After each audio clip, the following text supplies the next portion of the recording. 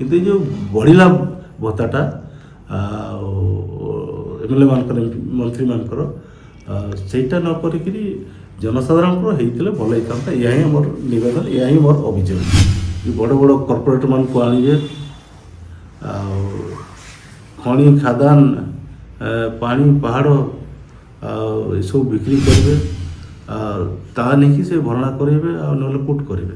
ଆପଣଙ୍କର ଡେଟ୍ ଥିଲା ଲାଷ୍ଟ ପର୍ଯ୍ୟନ୍ତ, ଆପଣଙ୍କର ଡିସେମ୍ବର ଲାଷ୍ଟ ପର୍ଯ୍ୟନ୍ତ, କିନ୍ତୁ କେତେ 12 ନା 15 ଦିନ ଖଣ୍ଡେ ଚାଲିଲା। ତାପରେ ସମସ୍ତ କିଛି କାର୍ଯ୍ୟ କଲେ ତୁରନ୍ତ, ମାନେ ଆଉ ଯେମିତି ଲୋକ କହିବେ ନାହିଁ, ଲୋକଙ୍କ କଥା ଯେମିତି ମାନେ ଆସିବ ନାହିଁ, ଯେମିତି ଅସୁବିଧା ଆମକୁ ନ ହଉ, ଏହା ନେଇକି ନିଶ୍ଚିତ ଭାବରେ ଆଗଥରା ପାସ୍ କରିଛନ୍ତି, ଏହା ହିଁ କୁହାଯାଇପାରେ। ଗାନ୍ଧୀ ମାର୍ଗରେ ହଜାର ହଜାର ଲୋକ ଏବେ ବି ଧାରଣା ବସୁଛନ୍ତି, କିନ୍ତୁ ନିଜର ସ୍ୱାର୍ଥ ହାସଲ ଆଗ କରିଦେଲେ, ଏଇଟା କ'ଣ ଯୁକ୍ତିଯୁକ୍ତ? ବିଧାନସଭା ଚାଲିଥିଲା, ବିଧାନସଭା ଯେଉଁ ସମୟରେ ଚାଲିଥିଲା କମ୍ ସେ କମ୍ 5 ଦିନ ହେଲାଣି ସେମାନେ ରାଜରାସ୍ତାରେ ଅଛନ୍ତି। ଏଇଟା କ'ଣ ସରକାର ଦେଖୁନଥିଲେ କି? ସରକାର ତ ଜାଣୁଛନ୍ତି, ଶିକ୍ଷକମାନେ ଶିକ୍ଷୟତ୍ରୀ ମନ୍ତ୍ରୀ ମଧ୍ୟ କହିଥିଲେ, ଆସିଥିଲେ, କିନ୍ତୁ ମନ୍ତ୍ରୀ ଯାହା ନିଷ୍ପତ୍ତି ନେଇଥିଲେ ସେଥିରେ ଯେଉଁ ଆମର ଶିକ୍ଷକ ଶିକ୍ଷୟତ୍ରୀ ଯେଉଁ ଆନ୍ଦୋଳନ କରି ସେଥିରେ ସହମତ ହୋଇନଥିଲେ। ତାଙ୍କର ଯେଉଁ ମୂଳ ସମସ୍ୟା ଥିଲା, ଯେଉଁ ଦୁଇ ଦଫା ଦାବି ଦେଇକି ଯେଉଁ ଆନ୍ଦୋଳନ କରୁଥିଲେ, ତା ପୂରଣ ହେବା କଥା ନେଇକି କରୁଥିଲେ। ଏଇଟା ସରକାର ଜାଣିଥିଲେ, କିନ୍ତୁ ଜାଣି ଶୁଣିକିରି ଆଉ ତାଙ୍କୁ ଏଡ଼େଇ ଦେଇକିରି ମାନେ ହଳବଡ଼େଇକିରି ଏ ବିଧାନସଭାଟାକୁ ତୁରନ୍ତ ଆଗତରା ସରେଇଲେ। ସେ ଯଦି ଜଣେ ବିଧାୟକ ମାସିକ 3.5 ଲକ୍ଷ ଟଙ୍କା ପାଆନ୍ତି, ତେବେ ସେ 5 ବର୍ଷରେ 21 କୋଟି ଟଙ୍କା ପାଇବେ। ତ ରାଜ୍ୟ ରାଜକୋଷରୁ ଯେଉଁ ମାତ୍ରାଧିକ ଅର୍ଥ ଖର୍ଚ୍ଚ ହେବ, କେମିତି ଭରଣା ହେବ? ଦେଖନ୍ତୁ, ଯେଉଁ ପାଇବେ, ଯାହା ବି ପାଇବେ, ସେ ତ ମାନେ ସବୁ ବିଧାୟକ ନିଜ ପର୍ସନାଲ ପାଇଁ ଖର୍ଚ୍ଚ କରିବେନି। ତେଣୁ ବହୁତ ଏରିଆରେ ଅଛି, ତାଙ୍କର ନିର୍ବାଚନ ମଣ୍ଡଳୀ କଥା ଅଛି, ଆଉ ତାଙ୍କର ସଂଗଠନ ଅଛି, ପାର୍ଟି ଅଛି। ତେଣୁ ଯେଉଁ ଦରମା ବି ବଢ଼ୁଛି, ସେ ଏକା ମାନେ କନଜ୍ୟୁମ୍ କରିବ ନାହିଁ, ବହୁତ କିଛି ଅଛି ତା ଦେହରେ।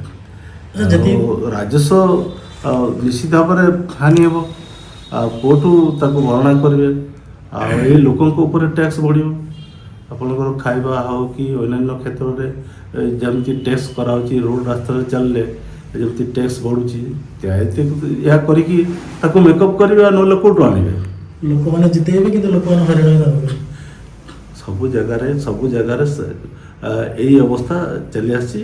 ଏହା ହିଁ ହେଉଛି ଆଗରୁ ଯେମିତି ଇଂରେଜ ସମୟରେ ହେଉଥିଲା, ଏବେ ମଧ୍ୟ ସେଇ ଅବସ୍ଥା ଏବେ ଚାଲିଛି। ସାର୍, ଏବେ ବି ଆର୍ଥିକ ଦୃଷ୍ଟିକୋଣରୁ ଓଡ଼ିଶା ସମଗ୍ର ଦେଶରେ ପଛୁଆ ପଡ଼ିଛି। ସେହି ପରିପ୍ରେକ୍ଷୀରେ ଓଡ଼ିଶା ବିଧାୟକମାନଙ୍କର ଦରମା ବଢ଼ାଇ 1 ନମ୍ବର ରାଜ୍ୟ ପାଲଟିଗଲା। ତ ଏଇ ପଇସା ଗୁଡ଼ିକ କେମିତି ଭରଣା କରିବେ ରାଜ୍ୟ ସରକାର? ଦେଖନ୍ତୁ, ରାଜ୍ୟ ସରକାର ନିଶ୍ଚିତ ଭାବରେ କିଛି ନା କିଛି ଉପାୟ ବାହାର କରୁଥିବେ।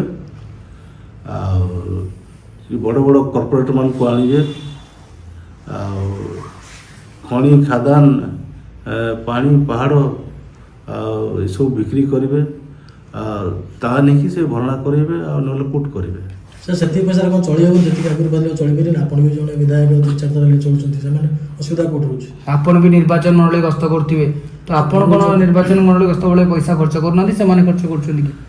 ଦେଖନ୍ତୁ, ନିର୍ବାଚନ ମଣ୍ଡଳୀ ଗସ୍ତ କଲାବେଳେ ବହୁତ ପ୍ରକାର ଅସୁବିଧା ବି ଆସେ। ଆଉ ଖାଲି ସୁବିଧା ନୁହେଁ, ଅସୁବିଧା ବି ଆସେ। ଆପଣଙ୍କର ବିଭିନ୍ନ ଜାଗାରେ ପ୍ରୋଗ୍ରାମ ଥାଏ, କେଉଁଠି ଆକ୍ସିଡେଣ୍ଟ ହେଲା, କେଉଁଠି ମେଡ଼ିକାଲରେ ପଡ଼ିଥିବେ ଜନସାଧାରଣ, କେଉଁଠି ମେଡ଼ିକାଲ ଗସ୍ତ କରୁଛନ୍ତି, ଆଉ ରୋଗୀଟି ପଇସା ପାଇପାରୁନି, ତ ସେଠି ଦୟା ଧର୍ମ କରିକି କିଛି ଦାନ ବି କରାଯାଏ। କେଉଁଠି ଆକ୍ସିଡେଣ୍ଟ ହେଲା, କିଛି ସାହାଯ୍ୟ, କେଉଁଠି କିଏ ମୃତ୍ୟୁ ମୁଖରେ ପଡ଼ିଲା, କିମ୍ବା କେଉଁଠି ବାହାଘର ହେଲା, ଏ ସମସ୍ତ କ୍ଷେତ୍ରରେ ଖର୍ଚ୍ଚ କରୁଛନ୍ତି ଏମାନେ। 2029ରେ କିଛି ପ୍ରଭାବ ପଡ଼ିବ? ସାର୍, ସେଟା ସେ ସମୟ ଆସିଲେ ଜଣାପଡ଼ିବ।